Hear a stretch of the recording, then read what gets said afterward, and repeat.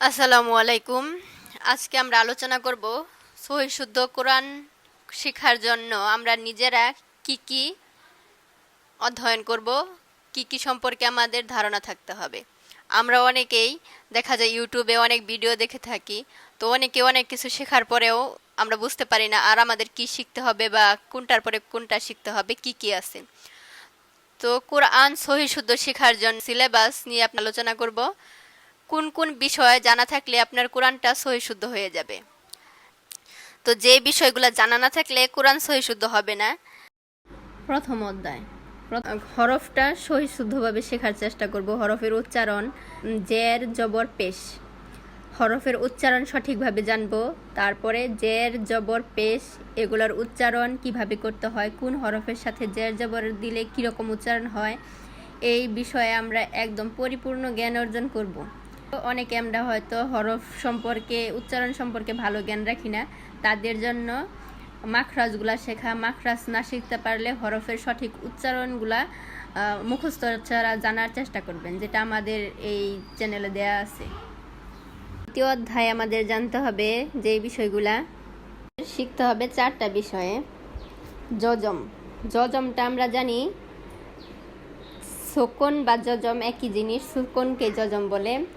একটা হরফের উপর সুকুন থাকলে ওই হরফটাকে তার আগের হরফ দিয়ে ধরতে হয়, অর্থাৎ ওই হরফটা এককভাবে আগের হরফের সাথে উচ্চারণ হয়। তারপরে হলো কলকলা। কলকলা হরফ 5টি, এই 5টা হরফ একটু ধাক্কা দিয়ে পড়তে হয়। তারপরে হলো তাসদিদ, তাসদিদওয়ালা হরফ। তাসদিদ হলো হরফের উপরে 3 কাটার মতো 3 মাথাওয়ালা একটা চিহ্ন, যেটা থাকলে ওই হরফটাকে আগের হরফের সাথেও ধরতে হয়, সাথে আবার নিজে ওই হরফের জের জবর পে যাই থাকুক ওই হরফের সাথে ধরতে হয়, অর্থাৎ তাসদিদটা থাকলে ওটাকে 2 বার উচ্চারণ করতে হয়। তারপর হলো ওয়াজিব গুন্না। ওয়াজিব গুন্না মূলত এটা আমাদের অবশ্যই করতে হবে, না করলে সহিহ শুদ্ধ কোরআন হবে না। আর এই ওয়াজিব গুন্নার হরফ কিন্তু 2টা থাকে, মিম আর নুন। এটাও আপনারা বিস্তারিত আমাদের ইউটিউব চ্যানেলে ভিডিও দেখতে পারেন। 3 নাম্বার আমাদের জানতে হবে 5টি বিষয় সম্পর্কে। মাদ, মাদ টেনে পড়ার একটা নিয়ম আপনাদের জানতে হবে, কোথায় টানতে হবে। মাদের হরফ 3টি, বিস্তারিত আপনারা দেখতে পারেন।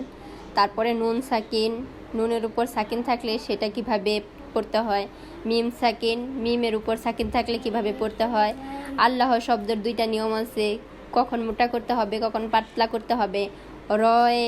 রয়ের 2টা নিয়ম আছে, পাতলা ও মোটা, এইগুলা কখন করতে হবে।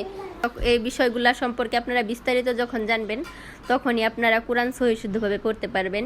এই বিষয়গুলো খুবই সীমিত, আপনারা প্রতিদিন 2টা-3টা করেও শেষ করতে পারবেন। আপনারা যাদের সময় নেই, যারা ইউটিউবে দেখে দেখে কোরআন সহিহ করতে চান, তারা এই বিষয়গুলা ঘেটে ঘেটে দেখতে পারেন। যে কোনো ইউটিউব চ্যানেল থেকে আপনারা দেখে কোরআন সহিহ শুদ্ধভাবে শিখতে পারেন।